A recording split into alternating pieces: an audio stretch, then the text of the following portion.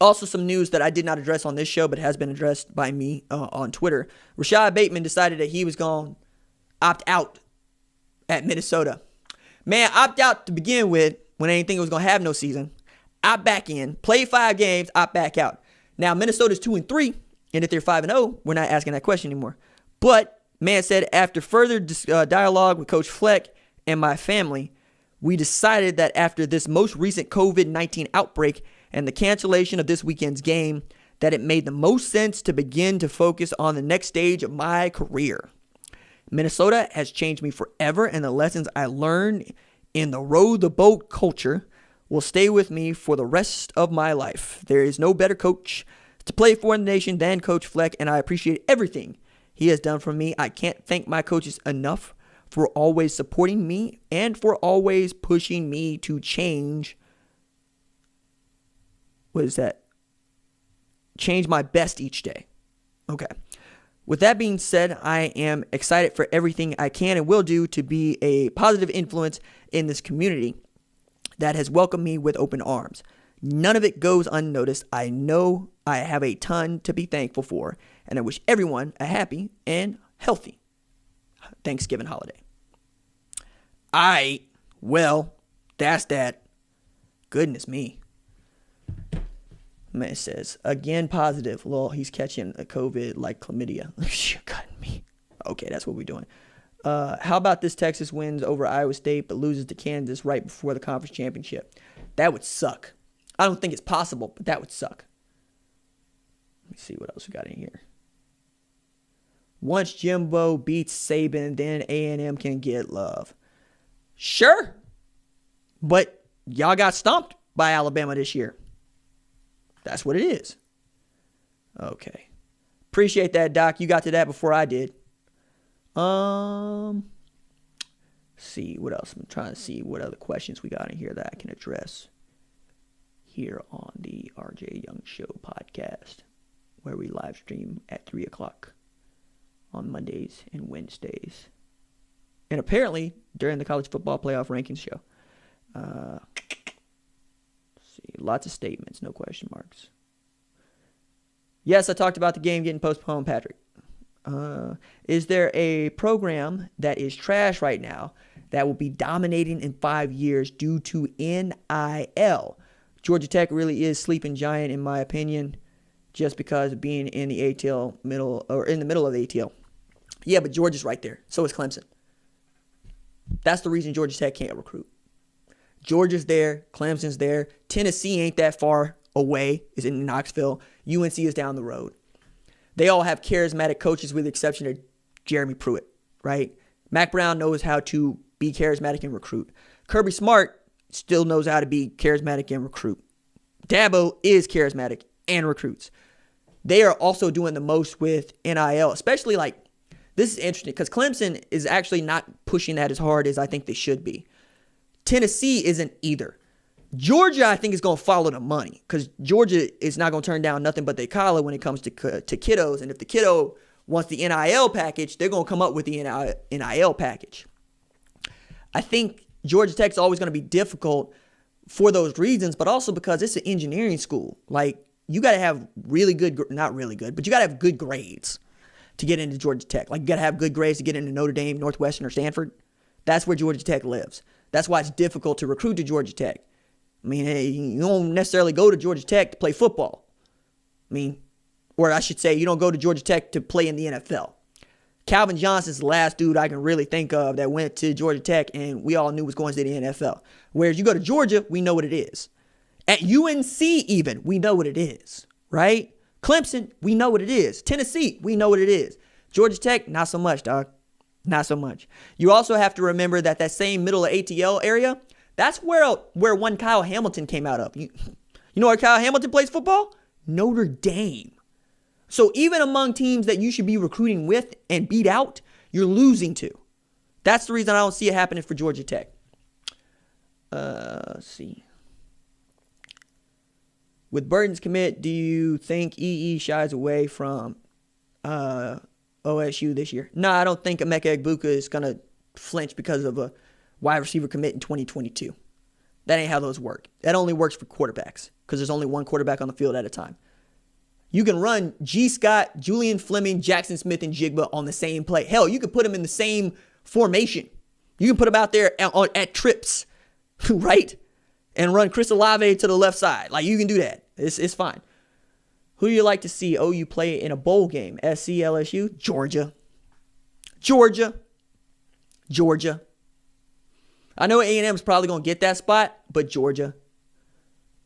Let's see what we got. Is the playoff committee going to put Auburn top 4 if they somehow win out? No, they're not. Hey, RJ, I'm thinking about starting a podcast. What advice do you have? Make a schedule, be consistent, do that schedule. Let's see. Can A&M beat Alabama in the rematch this year's playoff? No, because A&M's not going to get into the playoff. Let's see. What's we got in here? Trying to see. RJ, what are the chances of getting Joel Klatt on here? Dude, it'd be fun. You know how much we like the Joel Klatt, man. You know we a big fan here. I mean, we had him on the channel one time. We did. And it was fun.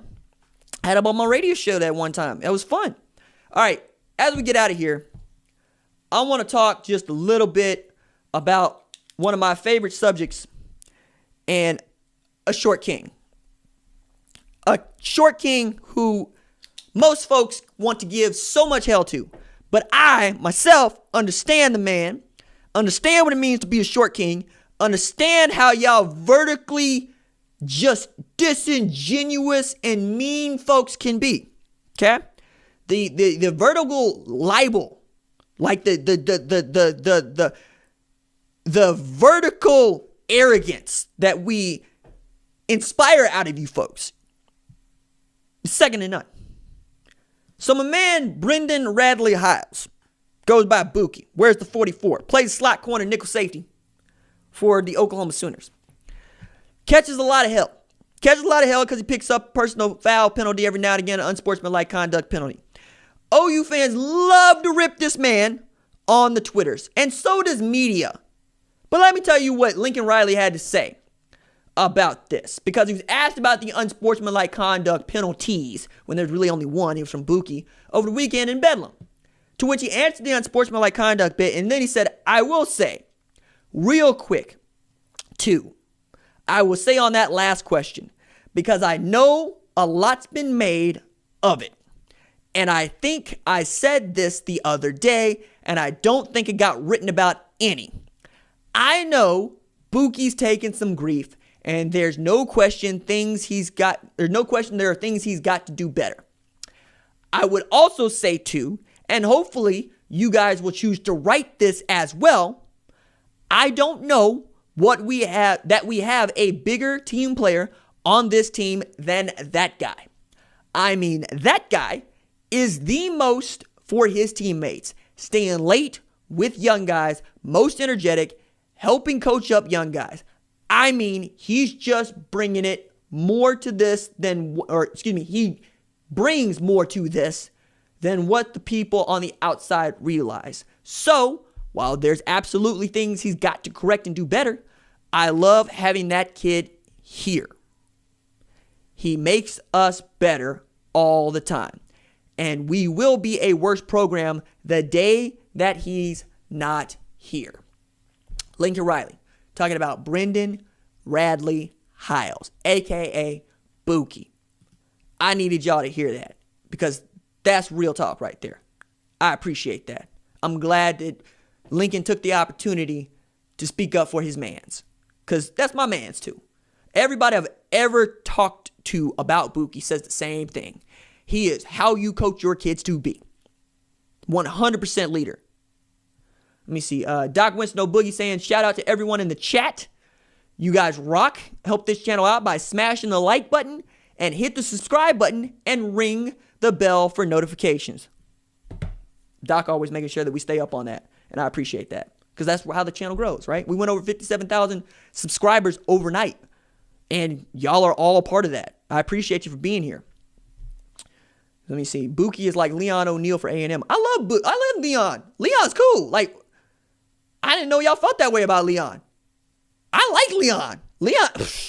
Leon was edgy toward Oklahoma there in 2018. Let me see.